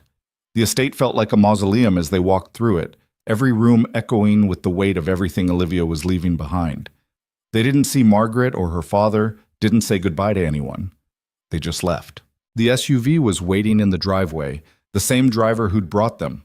He loaded their bags without comment, and within minutes they were pulling away from the estate, the massive house shrinking in the rear-view mirror. Olivia didn't look back. The drive home took 2 hours, but it felt longer. Olivia spent most of it staring out the window, her expression distant. Ethan wanted to say something, to fill the silence with reassurances or plans, but he didn't know what to say. So he just sat beside her, close enough that their shoulders touched, a silent reminder that she wasn't alone. When they finally pulled up in front of the garage, Olivia looked at the building like she was seeing it for the first time. The paint was peeling in places, the sign slightly crooked, and the apartment above it looked small and shabby compared to the mansion they'd just left. "This is it," Ethan said, suddenly self-conscious. "It's not much, but it's perfect," Olivia interrupted. She turned to him, and her smile was small but genuine. "Thank you, Ethan." "Don't thank me yet," Ethan said. "You haven't met Maya in full force." As if on cue, the apartment door flew open and Maya came barreling down the stairs, Clara following at a more sedate pace. "Dad!" Maya shrieked, launching herself at Ethan. He caught her, swinging her up into his arms. "Hey, kiddo," he said, pressing a kiss to the top of her head. "Miss me?" "So much," Maya said. Then she noticed Olivia and went shy, burying her face in Ethan's shoulder. "Maya, this is Olivia," Ethan said. "Remember? The pretty lady from the garage?" Maya peeked out, her eyes wide. "Are you a princess?" Olivia laughed, the sound startled but warm. "No, sweetheart, I'm just a person." "You look like a princess," Maya insisted. "Well, thank you," Olivia said. She crouched down so she was eye level with Maya. "What's your name?" "Maya, the girl said, gaining confidence. "I'm 7, and I can draw dinosaurs." "I love dinosaurs," Olivia said seriously. "Which one is your favorite?" "Velociraptors," Maya said immediately, "because they're smart and fast." "Good choice," Olivia said. "They're my favorite too." Maya beamed, and just like that she was won over. She grabbed Olivia's hand and started tugging her toward the stairs. "Come see my room. I have a whole collection." Olivia glanced back at Ethan, who shrugged helplessly. "Go ahead, I'll get the bags." Clara handed him a folder as Maya dragged Olivia up the stairs. "Everything went smoothly. She's a wonderful child. Here's my contact information if you need me again." "Thanks, Clara," Ethan said. "I really appreciate it." "Anytime," Clara said. She glanced up the stairs where Maya's excited chatter was still audible. "She seems nice. Your girlfriend." "She's—" Ethan started, then stopped. What was Olivia? Not his girlfriend, not really, but not just a business arrangement anymore either. "Yeah, she's nice." Clara smiled knowingly but didn't push. She left, and Ethan hauled the bags upstairs, following the sound of Maya's voice. He found them in Maya's room, Olivia sitting cross-legged on the floor, while Maya showed her every single drawing she'd made over the weekend. Olivia was listening with genuine interest, asking questions and making appreciative noises in all the right places. "This one is a T-Rex eating ice cream," Maya was explaining. "And this one is a Stegosaurus at the beach." "These are incredible," Olivia said. You're really talented, Maya." "Thank you," Maya said solemnly. Then she looked at Ethan. "Dad, can Olivia stay for dinner?" Ethan glanced at Olivia, who looked uncertain. "If your dad says it's okay," she said carefully. "It's okay," Ethan said. "Olivia's going to be staying with us for a little while." Maya's eyes went wide. "Really?" "Really," Ethan confirmed. "Is that all right with you?" "Yes." Maya threw her arms around Olivia's neck, nearly knocking her over. "We can have sleepovers and watch movies, and I can show you all my toys." Olivia laughed, hugging Maya back, and when she looked up at Ethan, there were tears in her eyes.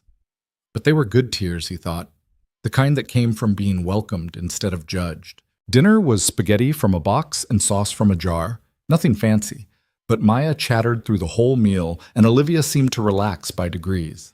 Afterward, Maya insisted on showing Olivia her favorite movie, an animated film about dragons that Ethan had seen approximately 800 times.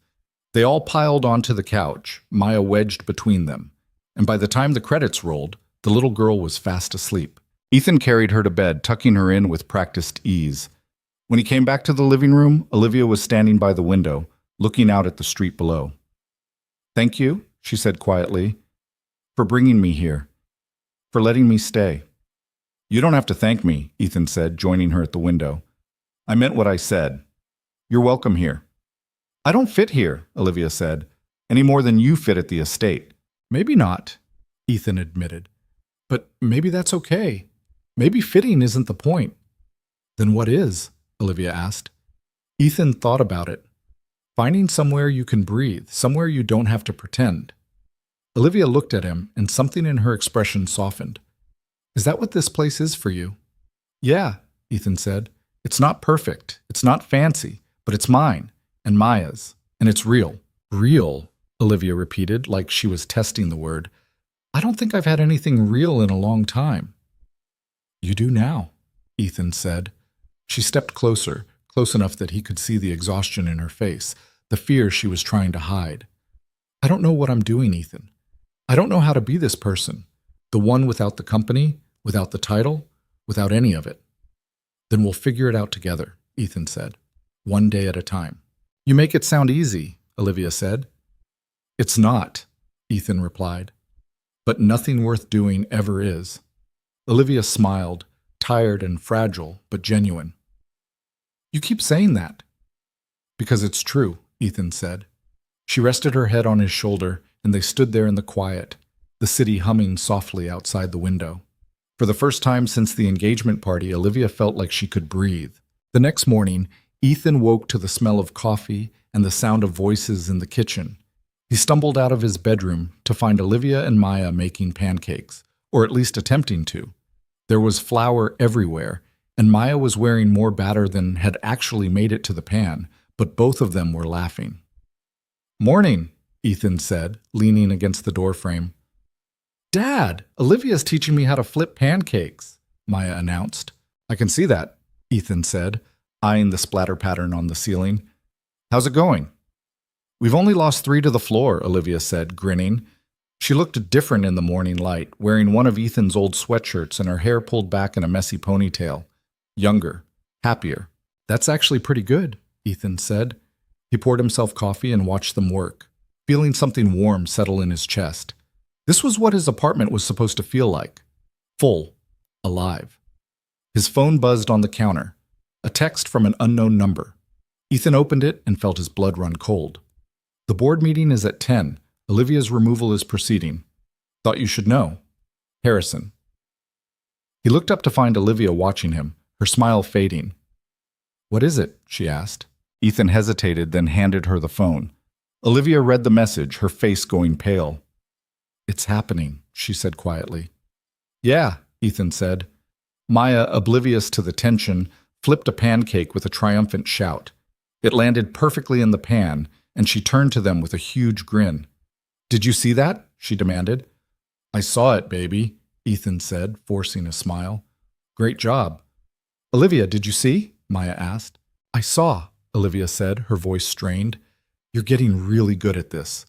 But her eyes were on her phone now, refreshing her email over and over. Finally, a notification popped up. She opened it, her face going white. They did it, she said. I'm out, effective immediately. Ethan wanted to say something, wanted to fix it, but there was nothing to fix. It was done. I'm sorry, he said quietly. Olivia shook her head. Don't be. I knew it was coming. She set the phone down, her hands shaking slightly. I just didn't think it would feel this final. What happens now? Ethan asked. I don't know, Olivia admitted. I've never not known what happens next. My whole life has been planned out minute by minute, and now, she gestured helplessly, nothing. Then we make something, Ethan said. Something new. Like what? Olivia asked. I have no idea, Ethan admitted, but we'll figure it out. Maya, sensing the mood shift, abandoned the pancakes and wrapped her arms around Olivia's waist. Are you sad? Olivia looked down at her and her eyes filled with tears. A little bit, yeah. It's okay to be sad, Maya said seriously.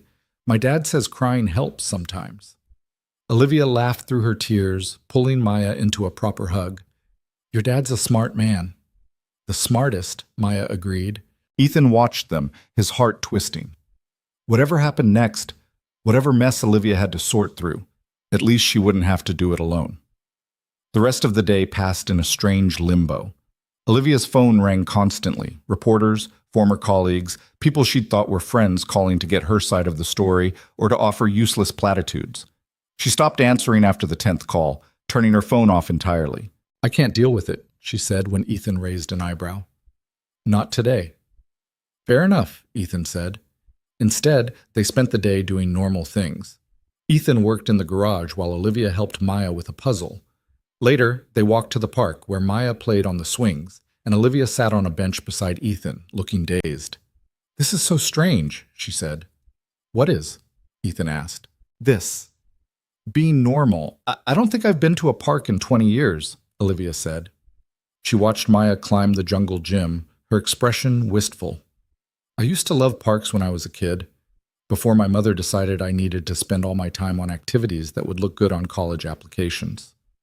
Never too late to start, Ethan said. Olivia smiled. Maybe not. That evening, after Maya was in bed, Olivia's phone buzzed. She turned it back on to check for messages, and now she stared at the screen with a strange expression. What is it? Ethan asked. An email from someone at Grant Industries, Olivia said slowly. Someone in accounting. What do they want? Olivia read the email, her eyes widening. They found something. Irregularities in the books, money being moved around, hidden accounts, falsified reports. Whose accounts? Ethan asked, though he had a sinking feeling he already knew. Richard's, Olivia said, and my mother's. Ethan felt his pulse quicken. What kind of irregularities? The kind that could land them in prison, Olivia said, her voice shaking. The kind that could bring down the whole company. She looked up at Ethan, her eyes wide. They've been embezzling for years, millions of dollars. Can you prove it? Ethan asked. This person says they can, Olivia said. They've been gathering evidence for months. They're willing to testify. Why are they telling you? Ethan asked. Because they think I deserve to know, Olivia said. And because they think I'm the only one who'll do something about it. Ethan sat back, his mind racing. So what do you do? Olivia stared at the email, her expression unreadable. I could use this. Take it to the authorities, expose them, get my position back. Destroy them the way they tried to destroy me. But, Ethan prompted. But if I do that, the company goes down too, Olivia said. Grant Industries will be investigated, audited, torn apart. It could take years to recover, if it recovers at all. So you protect the company by staying quiet, Ethan said. Let your mother and Richard get away with it. I don't know, Olivia said. She set the phone down, her hands trembling. I don't know what to do. Ethan moved closer, taking her hands in his. What do you want to do? Olivia looked at him, her eyes swimming with tears. I want to make them pay. I want them to face consequences for once in their lives. But I also... She broke off, her voice cracking. That company was my life, Ethan. If it goes down, it's not just my mother and Richard who suffer. It's hundreds of employees, people who depend on those jobs to feed their families. Then maybe the question isn't what they deserve, Ethan said. Maybe it's what you can live with. Olivia stared at him, and he could see her trying to decide, trying to figure out who she wanted to be in the aftermath of everything that had happened. I need to think, she said finally. Take your time, Ethan said, but he had a feeling that whatever she decided, it was going to change everything. Olivia didn't sleep that night. Ethan heard her pacing in the living room, heard the soft sound of her typing on her laptop, the occasional frustrated sigh. He wanted to go to her, to tell her it would be okay, but he knew she needed to work through this on her own. Some decisions couldn't be made with someone holding your hand. By morning, she'd made up her mind. I'm going to the authorities, she said over breakfast. Maya was still asleep, and the apartment was quiet except for the hum of the refrigerator. Olivia looked exhausted, her eyes red-rimmed, but there was a clarity in her expression that hadn't been there before. I'm going to give them everything, the evidence, the testimony, all of it. And the company? Ethan asked. The company will survive, Olivia said. Or it won't. But either way, it won't be built on lies anymore. She took a shaky breath. My mother always said that legacy was everything, that what we built mattered more than who we were. But she was wrong. Who we are is the only thing that matters. And I'm not going to be someone who protects corruption just because it's convenient. Ethan reached across the table and took her hand. I'm proud of you. Don't be, Olivia said, but she squeezed his hand back. Not yet. I haven't done anything. You decided to do the right thing, Ethan said. That's something.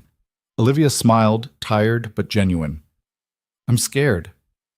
I know, Ethan said, but you're doing it anyway. That's what courage is. She met his eyes, and something passed between them. Understanding, maybe, or trust, or something bigger that neither of them was ready to name yet. Will you come with me? Olivia asked. When I go to the prosecutor's office? Of course, Ethan said. Whenever you're ready. Today, Olivia said, before I lose my nerve.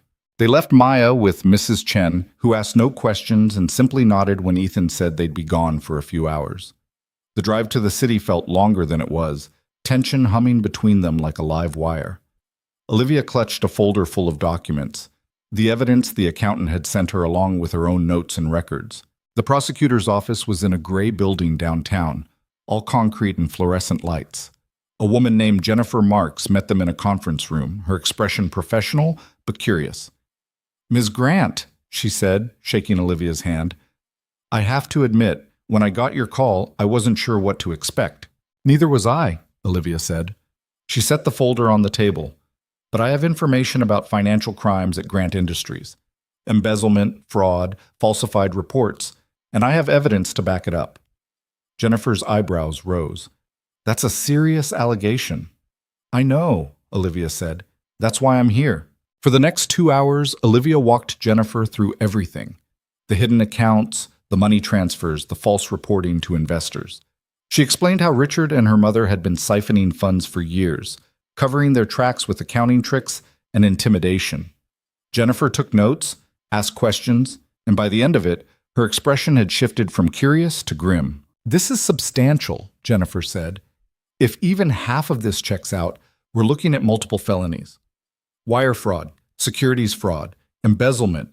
Your mother and Mr. Calloway could face serious prison time. Olivia's face went pale, but she nodded. I understand. I have to ask, Jennifer said carefully. Why are you coming forward with this now? You were removed from your position as CEO. Some might see this as revenge. Maybe it is, Olivia admitted, but that doesn't make it less true. They broke the law. They hurt people. And I'm tired of pretending it didn't happen. Jennifer studied her for a long moment, then nodded. All right. We'll need to verify everything, conduct our own investigation.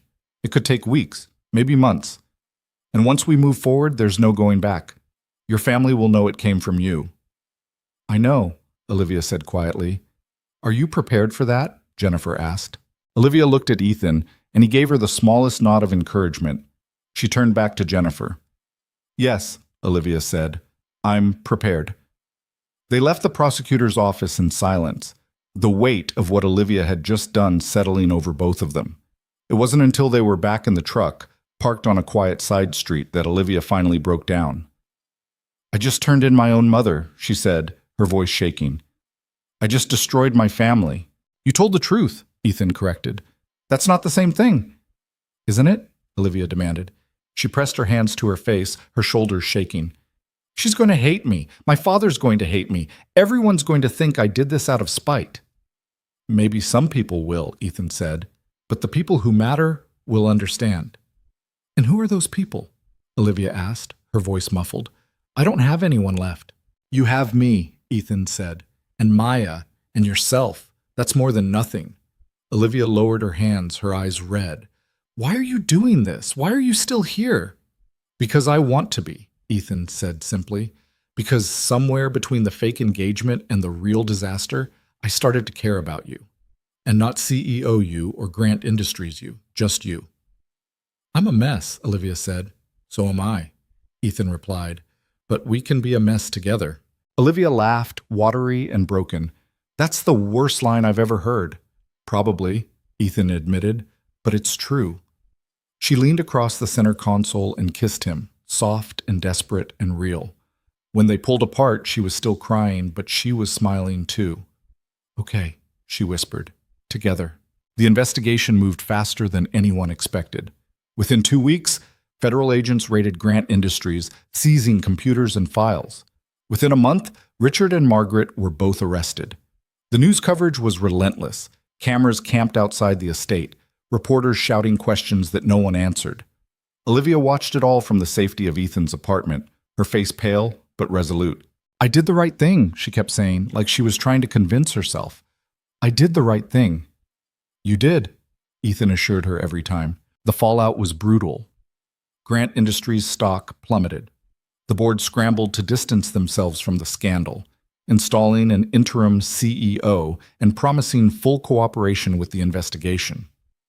Olivia's name was everywhere, some outlets painting her as a hero who'd exposed corruption, others suggesting she was a vindictive daughter seeking revenge. Olivia stopped reading the news after the first week. It doesn't matter what they think, she told Ethan one night. They were sitting on the couch, Maya asleep between them, a half-watched movie playing on the TV. I know what I did and why I did it. That's enough. Is it? Ethan asked gently.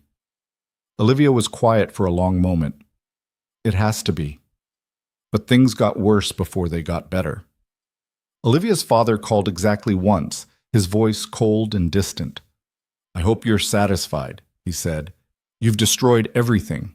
I exposed the truth, Olivia replied, her hand shaking as she held the phone. That's not the same thing. Your mother is in jail, her father said. Richard is facing 20 years. The company is in shambles. And for what? To prove a point? To do what's right, Olivia said, her voice breaking. Right, her father repeated bitterly. You always did think you knew better than everyone else. He hung up before she could respond. Olivia stared at the phone, tears streaming down her face, and Ethan pulled her into his arms without a word. I lost him, she whispered. I lost both of them. They lost you, Ethan corrected. There's a difference. It took time, but slowly, Olivia started to rebuild. She found a lawyer who helped her navigate the legal maze, protecting her from being dragged into the criminal case while ensuring she wasn't held liable for her mother's and Richard's crimes. She gave interviews to a few trusted journalists, telling her side of the story in her own words. And she started to figure out who she was without the company, without the title, without any of it. It wasn't easy. There were days when she barely got out of bed, when the weight of everything she'd lost felt too heavy to bear. But Maya helped. The little girl had taken to Olivia completely, dragging her to the park, insisting she help with homework, treating her like she'd always been part of their lives. And Ethan helped too, just by being there, by making her coffee in the morning and listening when she needed to talk and holding her when words weren't enough. 3 months after the arrests, Olivia got a call from Harrison, the investor who'd sent her the text about the board meeting. I thought you should know, he said. The board voted to offer you your position back.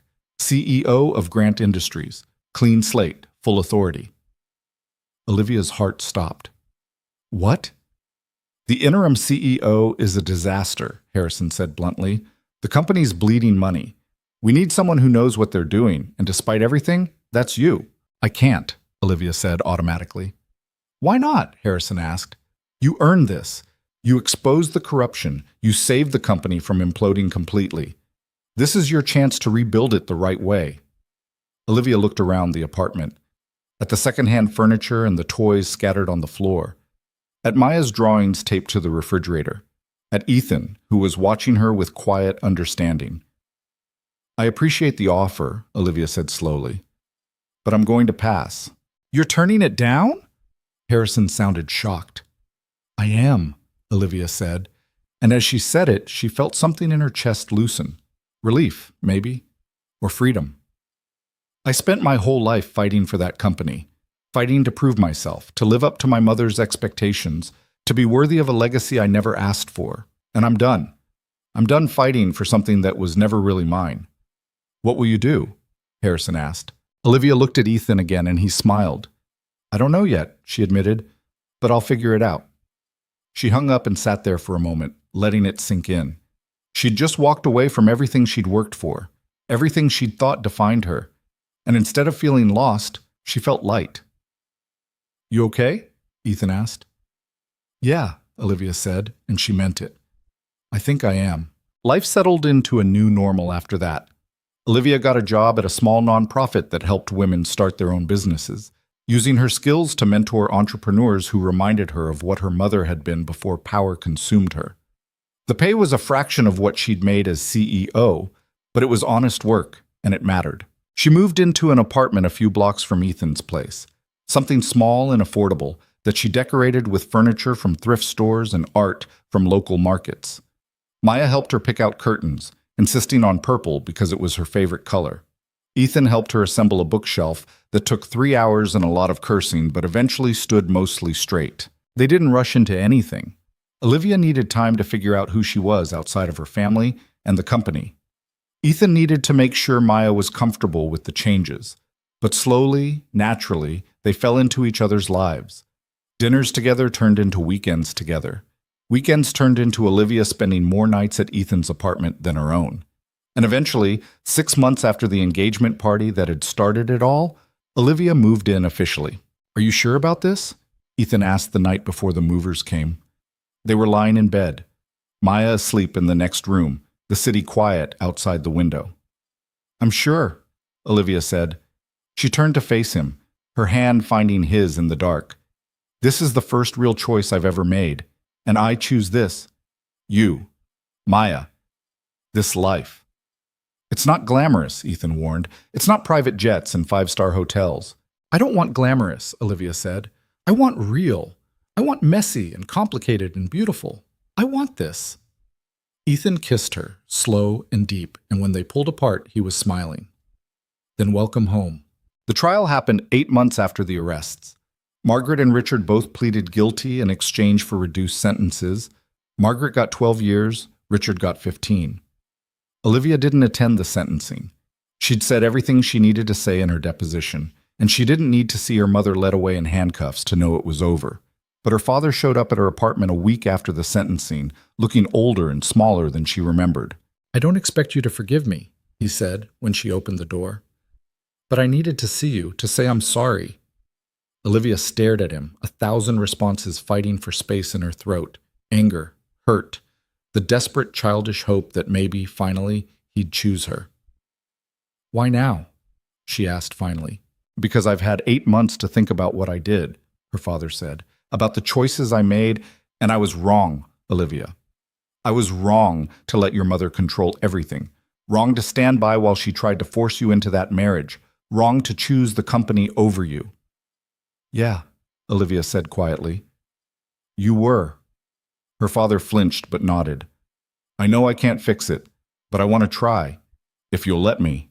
Olivia looked past him to where Ethan was standing in the doorway with Maya, giving her the space to decide. Maya waved at her, and Ethan gave her an encouraging nod. "I don't know if I can forgive you," Olivia said honestly. "Not yet. Maybe not ever." "I understand," her father said. "But I'm willing to try," Olivia continued. "If you're willing to actually show up this time, to be my father instead of my mother's husband." Her father's eyes filled with tears. "I'd like that." It wasn't a happy ending, Olivia thought later. It was just a beginning, fragile and uncertain, but real. A year after everything fell apart, Ethan and Olivia got married. It was nothing like the engagement party that had started it all. No massive estate, no designer gowns, no business partners masquerading as guests. Just a small ceremony in the park where they'd taken Maya that first week. With Mrs. Chen and Clara and a handful of friends Olivia had made through her work at the nonprofit. Maya was the flower girl, of course, and she took her job very seriously, scattering petals with the intensity of a general commanding troops. When the officiant asked if anyone objected, she raised her hand and announced that she thought this was a great idea and everyone should be quiet so they could finish. The assembled guests laughed, and Ethan had to bite back a smile. Olivia wore a simple white dress she'd found at a boutique downtown. Nothing fancy, just something that made her feel beautiful. Ethan wore the suit Pierre had made for him because it seemed fitting somehow. Full circle. When they exchanged vows, Olivia's voice shook, but her words were clear. "I spent my whole life chasing a version of success that was never mine," she said. "Trying to be who everyone else needed me to be. And then I met you, and you saw me. Not the CEO, not the Grant Industries heiress, just me. You gave me permission to choose myself, to build a life that's real instead of perfect. And I choose you, Ethan. Every day, I choose you." Ethan's throat was tight when it was his turn. "I'm not good with words," he said, which made Olivia laugh through her tears. "But I know this. You walked into my garage a year ago and changed everything. You showed me that taking risks is worth it, that letting someone in doesn't make you weak, that love isn't about finding someone perfect. It's about finding someone who makes you want to be better. You make me better, Olivia, you and Maya both. And I promise to spend the rest of my life making sure you know how much that matters. When they kissed, Maya cheered so loudly that everyone laughed, and Ethan picked her up, pulling her into the hug so it was all three of them, together. The reception was at the garage, which they'd cleaned up and decorated with string lights and borrowed tables.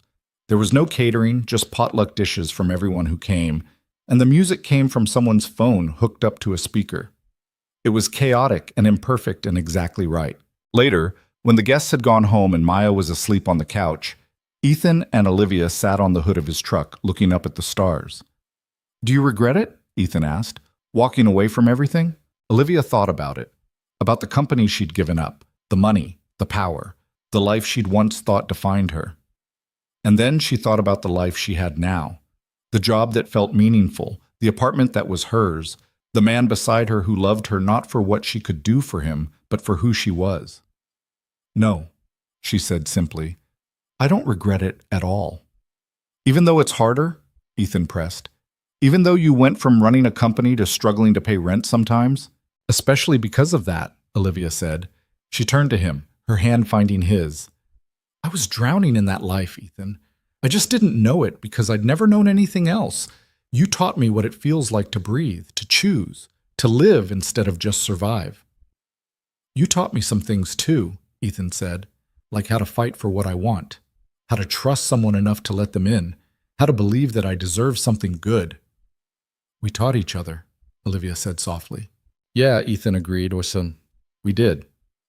They sat there in the quiet, the city humming around them, and Olivia thought about the girl she'd been a year ago, the one who'd walked into a garage with a briefcase full of cash and a desperate plan. That girl had been terrified and trapped, convinced that the only way out was through control and manipulation. But control hadn't saved her. Letting go had. Choosing courage over comfort, truth over convenience, love over legacy, those were the things that had set her free. And maybe that was the lesson she'd needed to learn all along. That real power didn't come from controlling everything around you. It came from having the strength to let go of what was killing you and reach for something better, even when you couldn't see where you'd land. She'd landed here, in a life that was smaller and simpler and infinitely more real than anything she'd had before. In a love that wasn't perfect but was honest. In a family that wasn't bound by blood or obligation but by choice. And that, Olivia thought, was worth more than any empire. "Come on," Ethan said, sliding off the hood and extending his hand. "Let's go inside. We've got an early morning tomorrow." "What's tomorrow?" Olivia asked, taking his hand. "Maya's field trip," Ethan said, grinning. "The one to the science museum. You said you'd come, remember?" Olivia laughed. "I remember." They walked inside together, hand in hand, and closed the door on the night. Tomorrow there would be science museums and Maya's endless questions and the ordinary challenges of building a life together. But tonight they had this, each other. And that was enough. More than enough. It was everything.